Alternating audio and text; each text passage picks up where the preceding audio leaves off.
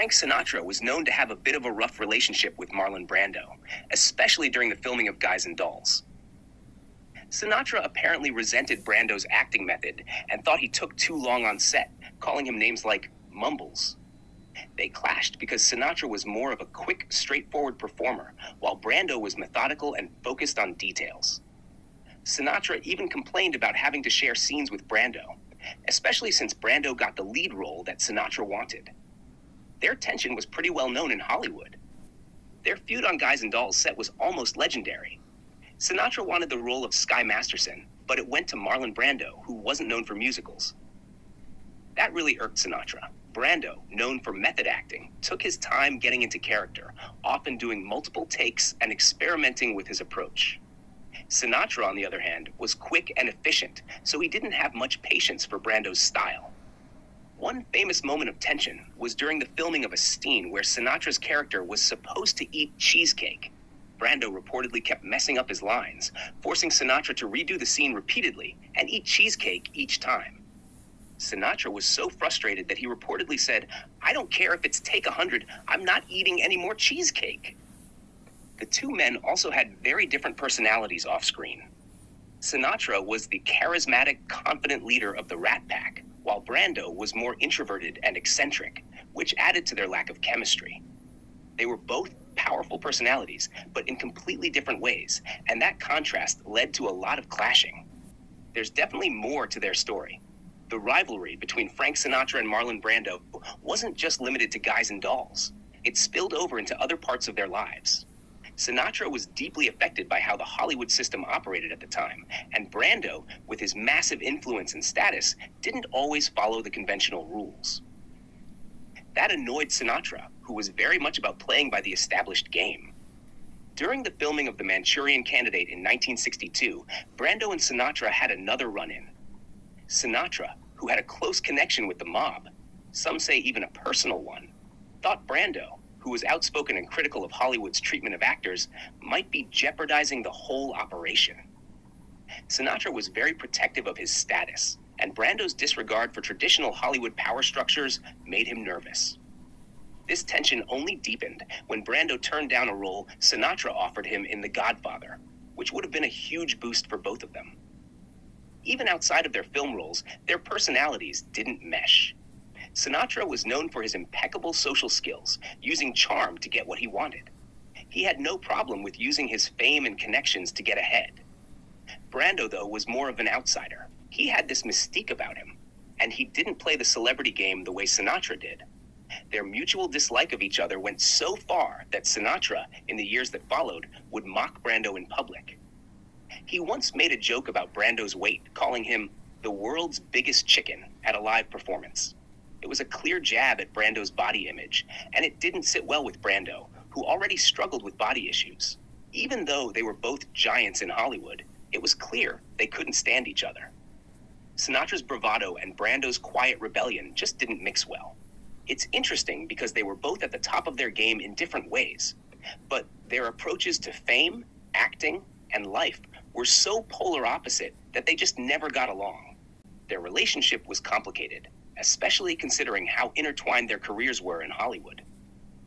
Sinatra, with his smooth crooning and charm, represented the old-school Hollywood ideal, the suave, well-dressed leading man. Brando, on the other hand, was a revolutionary actor who helped redefine what it meant to be a leading man in cinema. He brought method acting into the spotlight, which, at the time, was a totally new approach to film performance. In the early days of their careers, they were even compared, since they were both major heartthrobs and talented actors. But as Sinatra's career evolved into more of a crooner-actor combo, and Brando became more known for his intense, raw acting style, they started to diverge in both their professional and personal paths. Their most famous clash happened on the Guys and Dolls set. Brando was notoriously unprepared and seemed to have little interest in the musical numbers, which didn't sit well with Sinatra, who was more disciplined and had been trained for musicals. Sinatra had an immense ego, and his frustration with Brando was compounded by his feeling that Brando was getting special treatment because of his method acting. It goes that during a musical number, Brando, who was supposed to sing, just couldn't get the lyrics right, and Sinatra's frustration boiled over. He allegedly threw a tantrum, saying Brando's failure to perform properly was slowing everything down. There were also rumors that Sinatra might have tried to sabotage Brando's scenes, perhaps to make him look bad. The tension didn't just stay on set, it spilled into the public eye. Frank Sinatra, always keen on his image, couldn't stand how Brando had become a cultural icon, especially since Brando wasn't trying to uphold the same kind of glamorous Hollywood persona Sinatra was.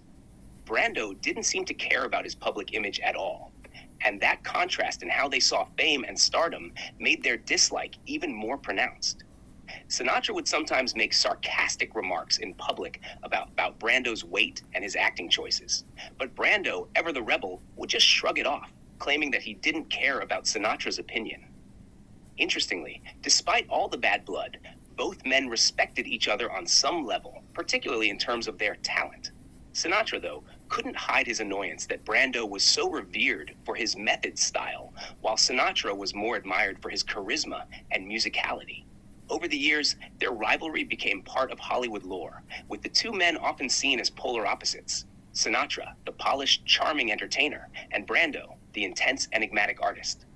And while the bad blood never fully disappeared, it's clear that their clash represented the broader cultural divide between the old-school Hollywood establishment and the new wave of actors like Brando who wanted to break the mold. The tension between Frank Sinatra and Marlon Brando was a saga that spanned years, and there are even more layers to their rivalry. Beyond the Guys and Dolls set and public remarks, their personal lives intersected in ways that added fuel to the fire. One of the most fascinating dynamics of their rivalry was rooted in their romantic relationships. Sinatra was known for his high-profile marriages, with Ava Gardner and Mia Farrow being some of the most famous names associated with him. His personal life was often public and tumultuous, with media following his every move. Brando, on the other hand, was notoriously private about his relationships and had a much more unconventional romantic life. This disparity in how they handled fame and love played into their rivalry, with Sinatra possibly viewing Brando's more free-spirited approach to romance as another form of rebellion against traditional Hollywood norms. Interestingly, there's a backstory involving their relationships with the same woman, actress and singer, Marilyn Monroe. Both men were reportedly infatuated with her at different times. Sinatra, whose career was tied to the Rat Pack and the glitz of Hollywood, made his moves on Monroe, but it was Brando who actually shared a more intimate, personal connection with her. Brando and Monroe had a brief affair, but their relationship was short-lived. Sinatra was allegedly deeply hurt by this, and some say it contributed to his animosity toward Brando, although it's hard to verify the details. The idea of Brando getting close to someone like Monroe, who represented the epitome of Hollywood glamour, was something that Sinatra, who had his own well-known love interests, couldn't quite swallow. Brando also became a symbol of rebellion against the entertainment industry's norms. In contrast to Sinatra's polished Rat Pack image, Brando embraced a more raw, vulnerable, and politically charged persona. His refusal to accept an Oscar for The Godfather in 1973, sending Native American activist Sacheen Littlefeather to decline the award on his behalf in protest of Hollywood's portrayal of Native Americans, was just one example of how Brando took a stand in ways Sinatra, who was more involved with the establishment, never did. That stark difference in how they saw their roles in the world and in Hollywood only widened the gap between them. Also, while Sinatra had close ties to the mob, something he rarely denied, Brando was more of a question mark when it came to his alliances. There were rumors that Brando had his own interactions with mafia figures, and this added another layer to the rivalry. Sinatra's connections to the mob were more well known, and he often used those connections to maintain his position in the entertainment industry. Meanwhile, Brando, who wasn't exactly a friend to the establishment, seemed to disdain the whole idea of using connections in that way. Their rivalry wasn't all about disdain, though. Despite all their friction, there were moments when the two men recognized each other's brilliance. Brando, for instance, was a huge admirer of Sinatra's music and even expressed respect for his acting. Similarly, Sinatra, while not a fan of Brando's eccentricities, couldn't deny Brando's talent and what he brought to the film industry. But these moments of respect were often overshadowed by their differences, and the tensions were much more often public than private. In some ways, their conflict mirrored the changing face of Hollywood itself. Sinatra was a product of the studio system, the glamorous, tightly controlled image of stardom that dominated the entertainment industry for decades. Brando, on the other hand, represented the new wave of actors who were more about breaking boundaries, embracing artistic freedom, and rejecting the old guard. Their animosity was, in part, symbolic of the larger cultural shifts happening at the time. So, while Sinatra and Brando never truly reconciled, their interactions remain one of Hollywood's most famous rivalries, filled with jealousy, respect, and personality clashes that transcended just their work on screen. The rivalry between Frank Sinatra and Marlon Brando seems to have continued to simmer beneath the surface, and more details from their interactions and the world around them reveal just how deep the tension went. By the early 60s, when Brando had firmly established himself as the ultimate method actor, taking on roles that forever changed Hollywood, A Streetcar Named Desire, On the Waterfront, and later The Godfather, Sinatra, on the other hand, had already moved beyond his early crooner days into a successful career as an actor, but he never quite embraced the method style that Brando was famous for. Sinatra's approach was more instinctual, based on charm and his own personal style, which made him feel like a different breed compared to Brando's more academic, reserved way of acting. This divide between the two really intensified around the time they both came into the spotlight for The Godfather, 1972, even though Sinatra didn't appear in the film. The story goes that Sinatra was not happy with how The Godfather portrayed the mafia, especially given his connections.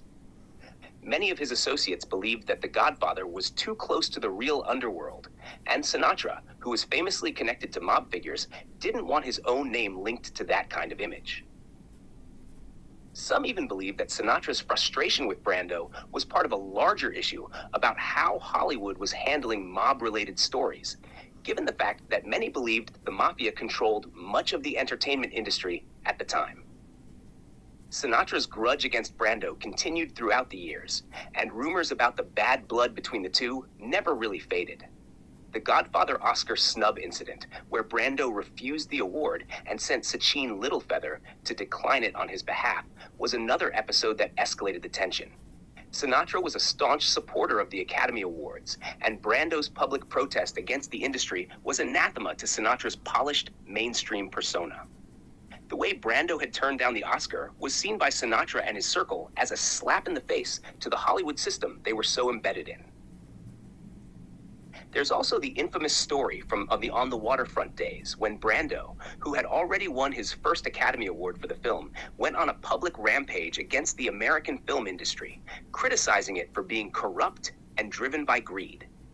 Sinatra, on the other hand, had always been deeply invested in maintaining a certain image, carefully curating his relationships with powerful figures like the mafia, Hollywood moguls, and the media. While Sinatra may have been secretly aware of the industry's flaws, he chose to play the game rather than criticize it. Brando, with his political outbursts, didn't have the same constraints, which must have irked Sinatra, who liked to keep his private life and political views more guarded. Another incident that added fuel to the fire came during a Rat Pack event when Sinatra made a joke about Brando's size. Sinatra, never one to hold back in front of an audience, once quipped, "Brando's idea of exercise is reaching for the remote control." This was a direct jab at Brando's increasing weight, which became a sensitive topic for the actor. Even though Sinatra and Brando had similar levels of fame, Sinatra was able to keep his public image intact, while Brando became the subject of jokes because of his fluctuating weight and sometimes eccentric behavior. Despite their conflicts, it's clear that there were moments of mutual recognition. Sinatra couldn't help but acknowledge Brando's immense talent. In fact, Sinatra once admitted that Brando was the only actor he considered a true artist. But that statement didn't stop Sinatra from continuing to mock Brando publicly or criticize his approach to acting. Similarly, while Brando didn't seem to care much for Sinatra's jabs, he understood the value of Sinatra's fame and the mark Sinatra had made on Hollywood and music. In the later years, especially as Sinatra grew older, their paths barely crossed. Sinatra maintained his status in the public eye as a living legend, while Brando's fame, although still revered, became more tinged with eccentricities and personal struggles. By the time both men had reached their twilight years, they had solidified their places in the annals of Hollywood history. But their rivalry was more or less cemented as a fascinating, though unresolved, chapter. Brando's death in 2004 and Sinatra's in 1988 sealed the end of an era in Hollywood.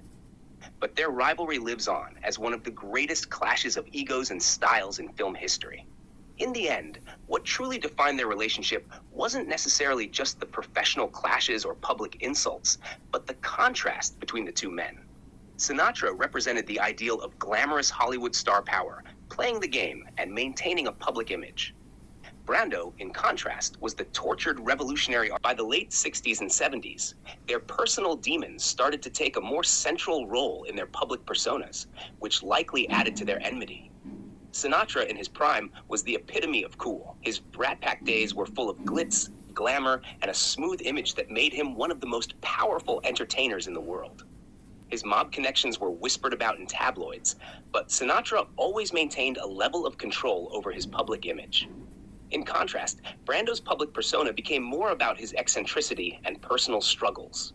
He was known for being difficult on set, often acting out or refusing to cooperate. His tumultuous personal life, his marriages, his battles with weight, his complicated relationship with fame, made him less of a symbol of Hollywood's golden age and more of a figure of rebellion and controversy. Their rivalry played out not just in Hollywood, but in the shifting cultural landscape of the time. As the 60s and 70s saw a growing countercultural movement, Brando's embrace of political causes and his disdain for the Hollywood machine seemed to represent a new kind of star, one that rejected the traditional systems of power and celebrity. Sinatra, conversely, was the establishment, a man who had worked within those systems for decades and was always careful to protect his image. He was a part of the mainstream, not against it. Brando's political stances were especially polarizing.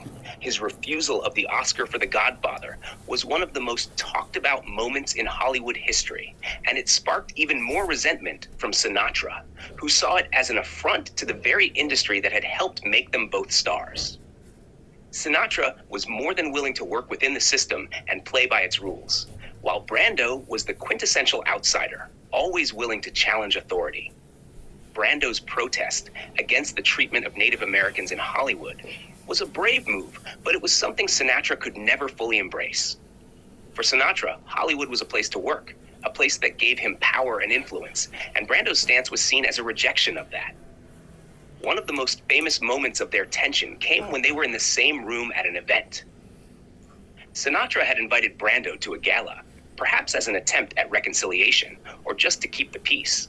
But Brando showed up in his usual rebellious form, looking disheveled, uninterested in the spectacle, and clearly uncomfortable in the highly polished world of Sinatra's friends and peers. There's a famous photo from that event of Sinatra giving Brando a hard stare while Brando looks away, seemingly indifferent. It's a moment that perfectly encapsulates their relationship. Sinatra, the image of control and composure, and Brando, the unpredictable free spirit who couldn't be bothered to conform. As both men aged, their paths started to diverge even more. Sinatra, though still active in the entertainment world, began to show signs of the personal and physical toll his hard-living lifestyle had taken. His health began to decline in the late 70s, and the public persona he had crafted for decades started to lose its sheen. Brando, on the other hand, grew more reclusive, spending his time on remote islands and dealing with his own issues, including weight problems, health problems, and complicated family dynamics.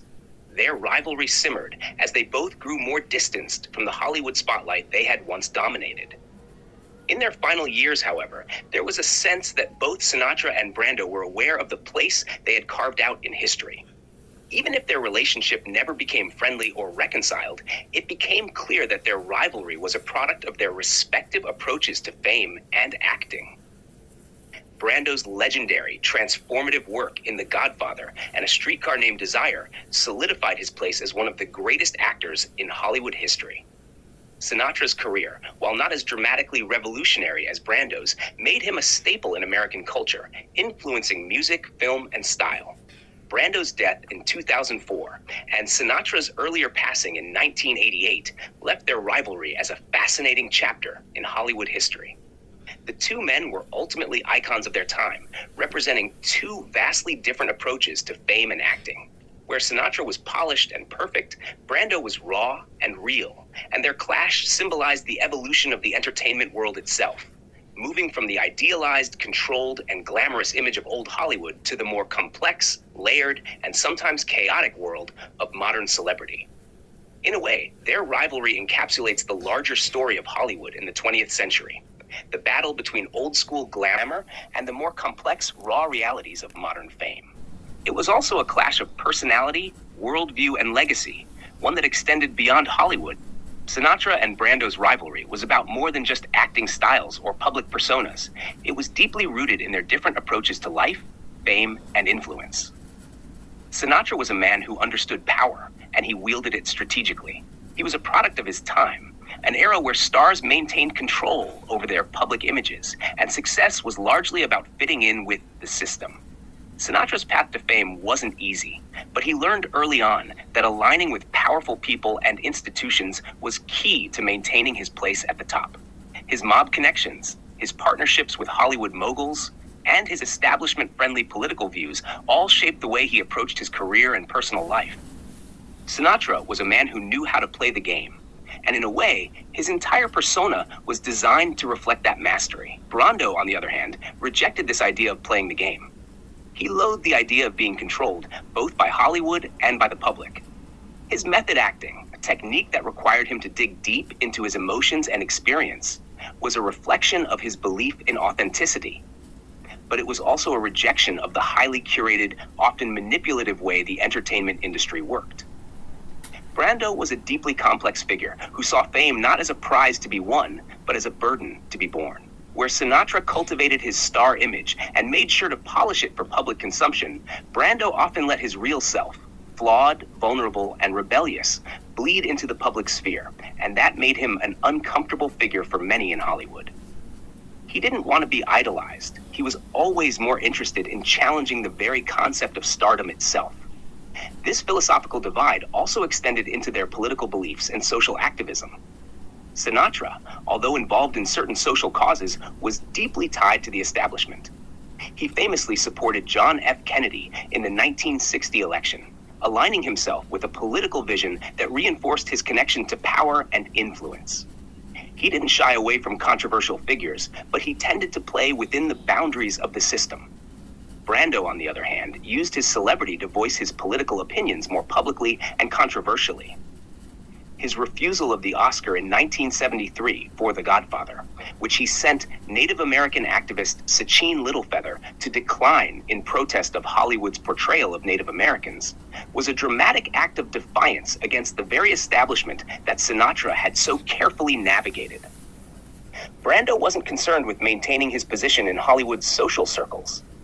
He cared more about challenging the system and using his platform to spotlight social injustices, regardless of the consequences.